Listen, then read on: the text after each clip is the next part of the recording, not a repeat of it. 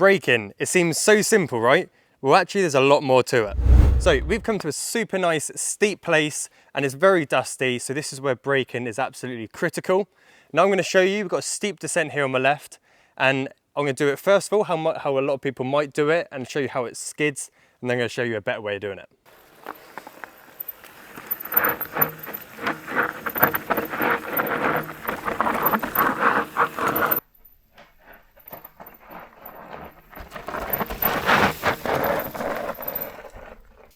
So as you can see on that one, coming down, you can hear the bike skidding the whole way, and that's because there's a lot of the rear brake and it's just all unweighted.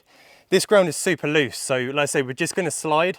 What that's going to do is just pick up a lot more momentum, really build up your speed, and then you've then just got to try and hope that you can make it around these tight corners. That was how you would normally probably brake coming down this section. I'm now going to show you how you actually do it and see if you can spot how much smoother it is and more controlled. We've got a problem.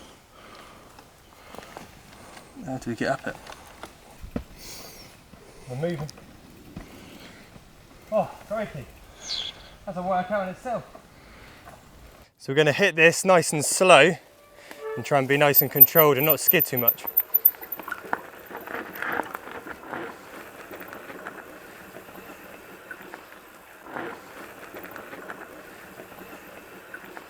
See, this is all front brake right now. And then come to controlled stop. That's a massive difference. That's ridiculous. Yeah? How slow you went down there. Yeah. See, now what the difference is that a lot of people just press both brakes, and that's what you would normally do, wouldn't you? But on that one, pretty much 90% is all on the front brake. Because the problem is the rear is just, obviously it's loose and it's just going to slide on the dirt. So by having all your weight, push hard into the front, and you've got those big rotors on the front, it makes a massive difference. And as you can see, if you drop your heels as well, you can even come to a complete controlled stop everywhere.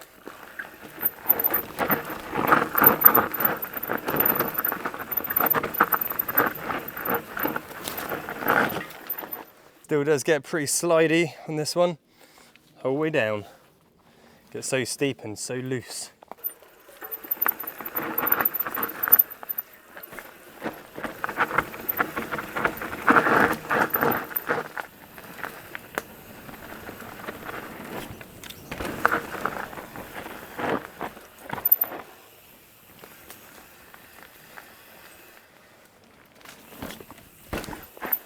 Look at what's done to my scratched, battered and bruised. But we got down. How'd you feel about that one, Dad? Mental. It's good fun though. It's a little bit. Nah, it's good, but can you see how the braking is so important on a trail like that? Yeah, it's steep and it's really dusty. So I say that front brake is really your power brake.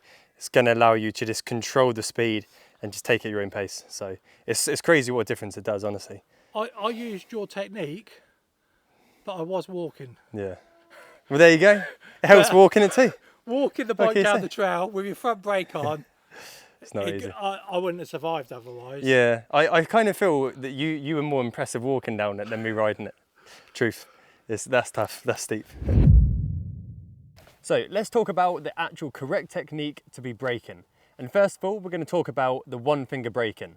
So if you used to maybe like BMX bikes or old mountain bikes, the levers were really hard to press, so you probably had to use 2 or 3 fingers.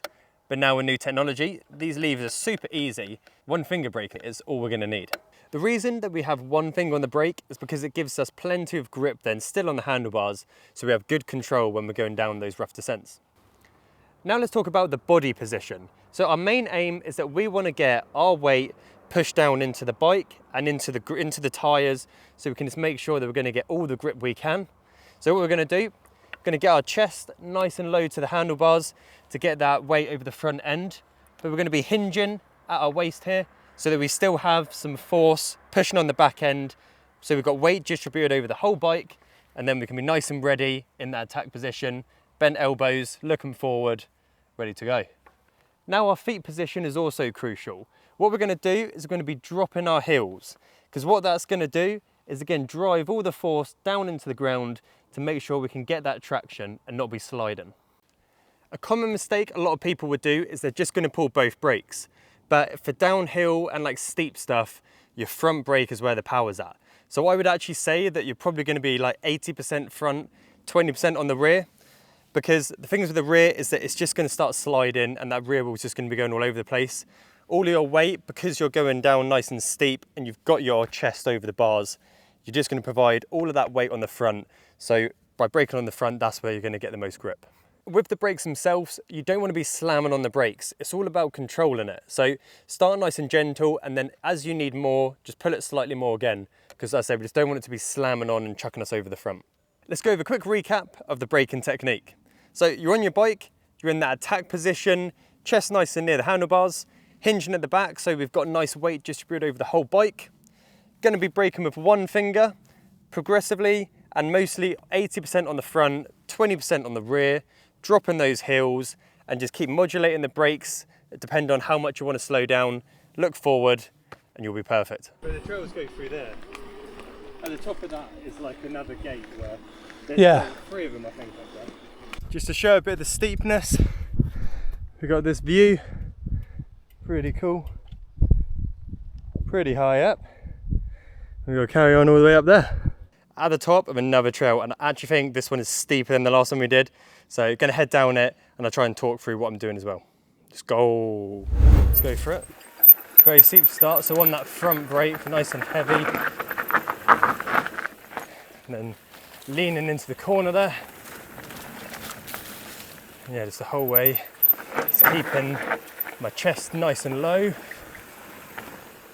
Now we've got a couple of different options here. Into a nice jump. Into a nice supportive bend. And we'll slow ourselves back down again. Just really on that front brake.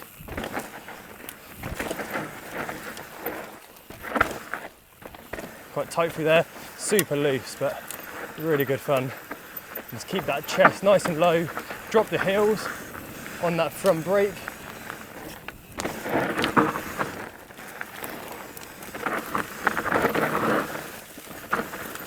Using a bit of rear brake to help, but majority of it is on the front, all through stinging nettles. And then exit.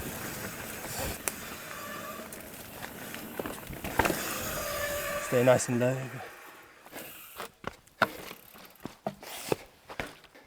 Let's climb to the top, but as you can tell, I'm pretty out of breath. Nice view. Yeah.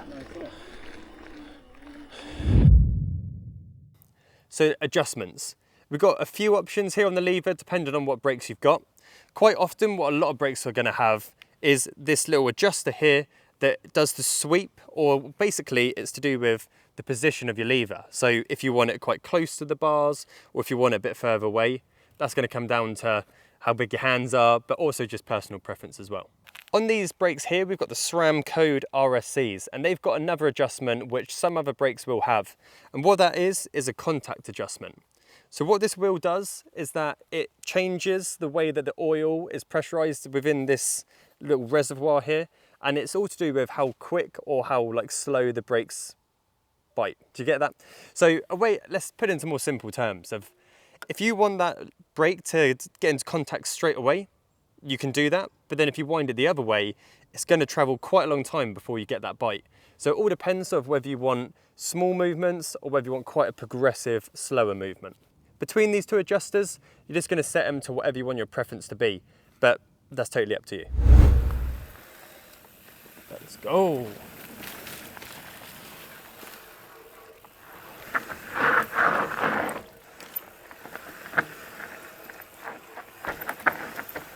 So I've never done this trail before, so taking it a bit more casually. But yeah, just a lot of that front wheel braking, and we'll let off for this drop. And as I say, a lot of the controls come from the front, keeping that chest low, dropping the heels, and stay nice and low.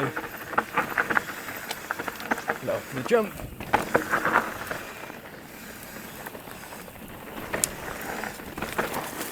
Oi. Bit uneven, try not to fall down to the side.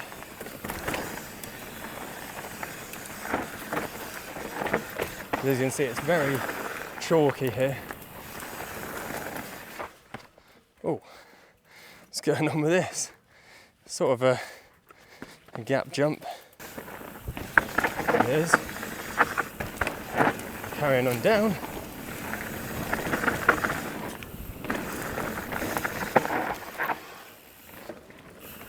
Into our exit. So again, for the really steep stuff, your front brake's going to be the perfect one to just really keep that control, take at your own speed. Dropping the hills and keeping your chest nice and low to the bars.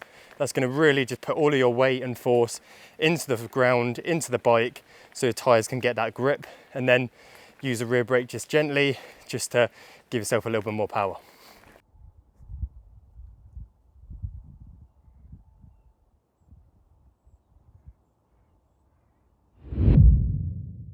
Time for some top tips. And we're going to start with the adjustment. So as I said, you most likely have adjustment at least on the lever, but you might have it on the contact as well. Make sure you do use it and don't just settle for what it's like it's at factory. It will actually make it a lot better for you. Next tip, your front brake. Because you're going to be using it probably like 80% of the time, as we said earlier, it's going to wear down a lot quicker. So what you can do if you want to get the maximum amount of wear out of your pads, you can switch them with the rear, because otherwise you'll have really worn down fronts, but then you'll be throwing away some rears that probably still got a little bit left. Making sure that your calipers are aligned is also super important to make sure they're braking nice and evenly, and it's really simple to do. Undo the 2 screws, press the brake, and then while holding the brake, tighten them back up, and that should be nice and centre. Follow all those tips and you're going to be braking nice and perfectly and controlled, and it will make such a difference.